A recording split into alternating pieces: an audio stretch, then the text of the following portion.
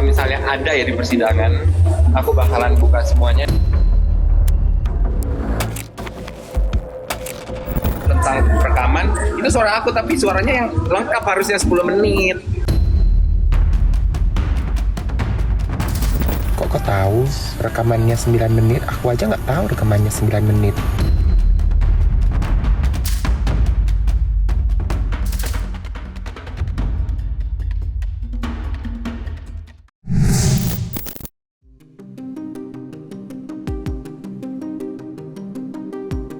Sejak namanya ditetapkan sebagai tersangka dalam kasus tindak pidana pencucian uang yang dilaporkan oleh Reza Gladys, Mail, kerabat dari Nikita Mirzani, tidak tinggal diam begitu saja. Ia bersikeras untuk membela dirinya dan membuktikan kebenaran yang menurutnya belum sepenuhnya terungkap. Dalam persiapan menghadapi proses hukum di pengadilan, Mail bertekad untuk membuka sejumlah bukti yang ia klaim tersimpan dalam ponselnya demi mengungkap fakta yang sebenarnya. Namun situasi menjadi lebih rumit karena ponsel Mail telah disita oleh pihak kepolisian sejak sebelum ia ditetapkan sebagai tersangka. Mail menyatakan bahwa ponsel tersebut berisi bukti penting yang dapat memperkuat pembelaannya. Oleh karena itu, ia berencana mengajukan permohonan kepada pihak berwenang untuk memeriksa dan membuka bukti-bukti yang ada di dalam ponsel tersebut. Salah satu poin yang menjadi perhatian Mail adalah rekaman suara yang dijadikan barang bukti oleh Reza Gladys dalam kasus ini. Menurut Mail, rekaman tersebut belum diperdengarkan secara utuh. Ia menantang agar rekaman itu dibuka dalam versi lengkap dan disajikan di pengadilan untuk memastikan konteks percakapan yang sebenarnya. Lantas, apa yang sebenarnya ada dalam rekaman tersebut? Akankah setelah terbongkarnya sisa rekaman tersebut, akan ada fakta baru muncul dalam polemik ini? Nanti di persidangan, kalau misalnya ada ya di persidangan, aku bakalan buka semuanya dan aku bakalan minta handphone aku biar aku liatin, karena aku sudah bilang sama penyidik. Yes. Karena aku udah bilang sama penyidiknya, handphone aku udah tahan. Jadi kalau misalnya aku udah bilang sama penyidiknya, kalau sampai chat-chatan aku udah ada yang dihapus, aku udah ada salinannya. Karena handphone aku tahan, plus minta pin handphone aku. Jadi ya aku takutnya gimana kan. Jadi udah enggak. Jadi kalau misalnya yang di post yang udah tersebar banyak di sosial media tentang rekaman, itu suara aku, tapi suaranya yang lengkap harusnya 10 menit. Jangan kejang-kejang sayang. Kok lu tahu 9 menit? Kok kau tahu rekamannya 9 menit? Aku aja nggak tahu rekamannya 9 menit. Kenapa kau pula yang bisa tahu ya? Uduh, deg-degser jantung ini. Tidur nyenyak ya sayang malam ini. Saat si Mail itu ngambil uang yang 2M cash, itu terekam CCTV dan semua itu terekam sayang. Jadi apa yang dijustiskan?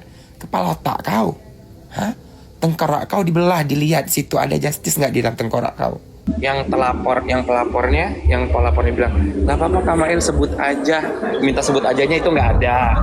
Yang diadain yang iya nggak apa-apa, ya udah nggak apa-apa gitu doang. Tapi yang nggak apa-apa Kak Mail, sebut aja. Oh berarti mau nutup mulutnya Nikita ya, gitu. Itu ada, tapi yang nggak ada itu yang kayak, ya udah Kak Mail, aku nggak enak ngomongnya. Terus aku bilang juga aku nggak enak juga kalau misalnya gitu ngomongnya. Dia kan maksa-maksa. Nah nanti di pengadilan nanti. Makanya aku mau dibilang takut, mau dibilang diem, pengecut, lawan dong gue. Aku nggak mau dilawan, nanti lawannya di pengadilan aja. Ya bener banget. Ya Mail, aku mendukungmu Mail, tenang. Kau harus mendapatkan keadilan. Aku mendukungmu Mail, karena kau babu, aku prihatin sama kau. Aku kasihan sama kau. Majikan kau cuma keluarkan untuk keadilan dirinya sendiri. Di sini dia nggak mau memperjuangkan keadilanmu, tapi nggak apa-apa, aku yang akan memperjuangkan keadilanmu. Di sisi lain, Nikita Mirzani yang juga ditetapkan sebagai tersangka dalam kasus ini dijadwalkan menjalani pemeriksaan hari ini. Meski tengah berada dalam situasi sulit, Nikita menunjukkan sikap tenang dan mengaku telah mempersiapkan dirinya untuk menghadapi proses hukum. Ia bahkan menyatakan bahwa dirinya siap menerima segala konsekuensi yang mungkin terjadi. Namun meski demikian, Nikita dengan tegas mengungkapkan bahwa ia merasa tidak bersalah dalam kasus ini. Pernyataan Nikita yang mengaku tidak bersalah tersebut memancing beragam komentar publik, termasuk dari Tengku Zanzabela, seorang pengamat dan tokoh yang kerap memberikan pandangannya dalam kasus-kasus selebriti. Tengku tidak ragu melontarkan kritik terhadap sikap tegar Nikita. Ia mempertanyakan konsistensi emosi Nikita dengan mengungkit peristiwa sebelumnya, yakni saat Nikita menghadapi laporan dari Dito Mahendra. Terus sekarang lu sama asisten lu bilang apa? Kalau price list-nya cocok, ditetapkan cepat ya Pak jadi tersangkanya. Lu menuduh institusi Polri ini begitu banget. Ya padahal dulu lu bela-belain banget kan? Sampai bilang-bilang siapa yang berani nangkap gue. Sekarang bravo Polri ditunjukkan sama Polda Metro Jaya bahwasannya lu telah ditetapkan dengan gampangnya menjadi tersangka. Katanya lu paling tajir, ternyata ada yang lebih tajir daripada lu. Ya iyalah, lu kan cari duitnya di TikTok kan, ngemis-ngemis koin kan sebelum lu OP-OP yang kayak sekarang kan? Dan hal ini bukan hal baru buat gue ya, karena dia cara kerjanya memang begitu. Untuk meraup pundi-pundi. Jangan-jangan dokter-dokter yang sekarang ada di lingkarannya itu juga mantan daripada yang dia takut-takutin. Atau yang dia ancam-ancam minta-minta. Nah daripada gue ngomong, kan dia selalu bilang, suara gue adalah suaranya netizen, ya kan, berpengaruh sekali. Pakai nantang-nantang dukun lagi. Aduh bahaya banget lo, nih manusia takabur ya. Bilang dia nggak mau masuk surga lah, sekarang nantangin dukun lah, nggak takut kualat. Padahal, dulu nangis-nangisnya minta ampun. Buat kalian bala-balanya Nick Mir ya, jangan halu dengan bilang dia itu adalah pahlawan masyarakat. Kenapa? Kalian aja sering dibilangnya rakyat jelata, kismin, sobat bansos, ya kan? Lalu tujuan dia mengangkat huru-hara per skincarean itu karena dia jual skincare. Jadi semua juga saingan. Makanya kalau mau owner skincare itu ngasih dia duit banyak sebagai imbalan untuk persaingan skincare itu. Siapa tahu produk dia nggak laku kan. Cuman di negara Konoha lah sudah ditetapkan jadi tersangka tapi masih podcast, masih jalan-jalan, ya kan? Sebenarnya dia menghibur diri, apalagi di podcast pertamanya itu ditampilin lagi lah ini. Kasihan dia seorang ibu. Ada berapa banyak ibu-ibu yang dipenjarakan atau yang dirusuhi, dimatikan rezekinya oleh si Nick Mir? Hah? Masih bilang dia baik, mulutnya aja kayak apa coba? Senin siap-siap. Ya siap ya lah gue. Entah gue bawa koper biar kalian happy. Makanya guys, gak ada yang mau ngasih gue TikTok Universe itu apa singa. Kita takutnya kan hari Senin gue dipenjerong. Coba kalau tidak menggila, tidak akan itu terjadi ya. Semua kasus TPPU ini insya Allah kalau masih berkawan sama aku pasti nasihatin, jangan ya nih, jangan, karena nyari duit halal pun bisa kerja. Tapi ya sekarang mana orang-orang yang nuduh aku percaya dengan mulut kau bahwa akulah yang selalu tukang bikin onar. Kak Fitri bilangnya gini, gue itu kenal banget dia 1000%. Jadi yang sekarang dia itu pura-pura tegar. Bener. Kayak dulu juga, dia itu sebenarnya nggak nyangka kalau dia tuh terbebas. Dan dia tuh berdebar-debar.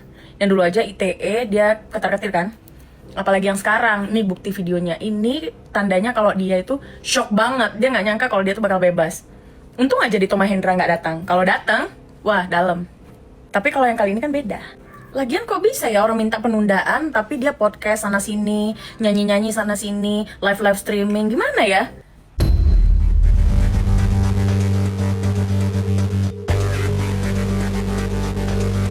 Di tengah memanasnya kasus tindak pidana pencucian uang atau TPPU yang menyeret nama Nikita Mirzani sebagai tersangka, pengacara kondang Farhad Abbas membuat sebuah pernyataan mengejutkan.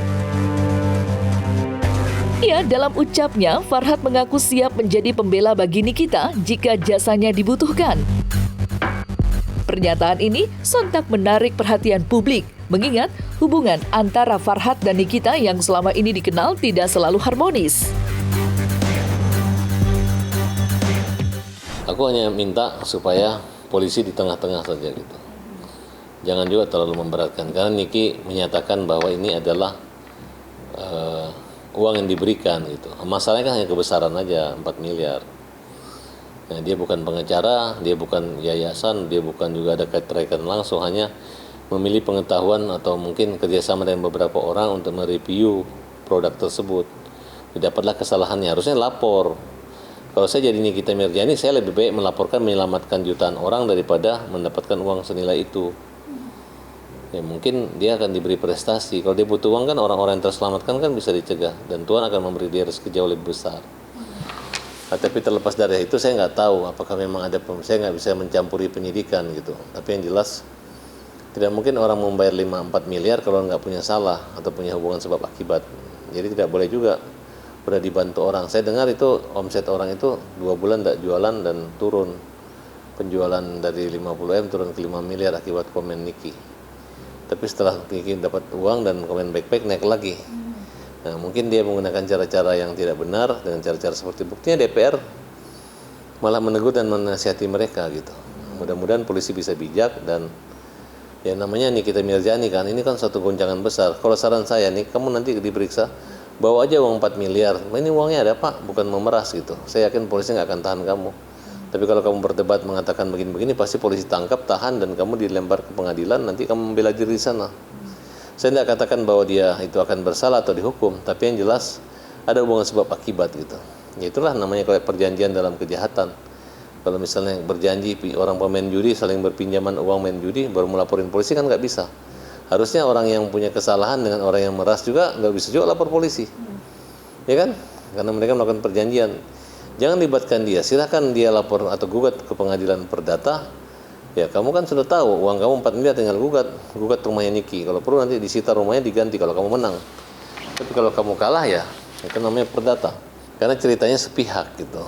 Jadi hanya buktinya mungkin ada pemerasan, mungkin ada pengancaman. Itu kan gampang, itu kan hak daripada polisi.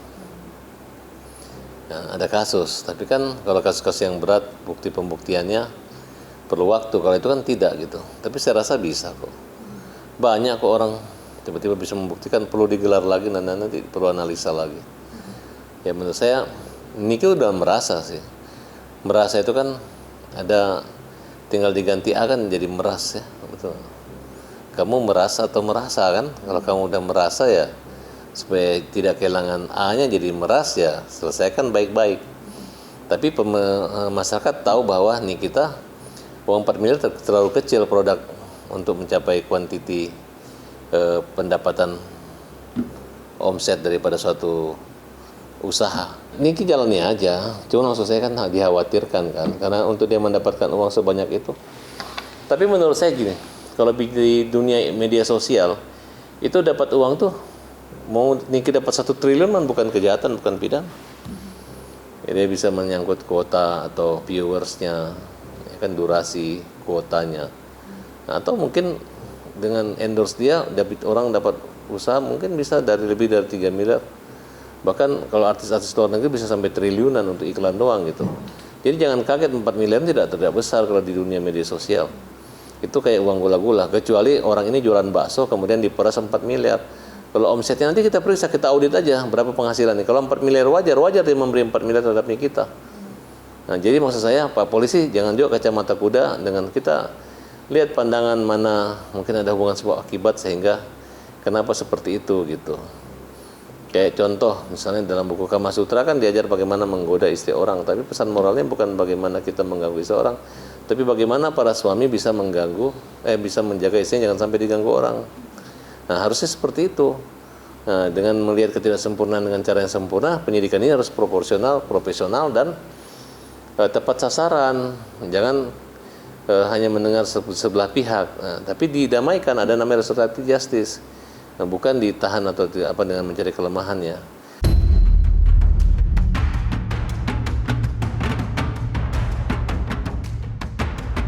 Nah, selesai sudah Cumi Lovers. Jangan lupa untuk like, subscribe, dan juga share channel YouTube Cumi Cumi.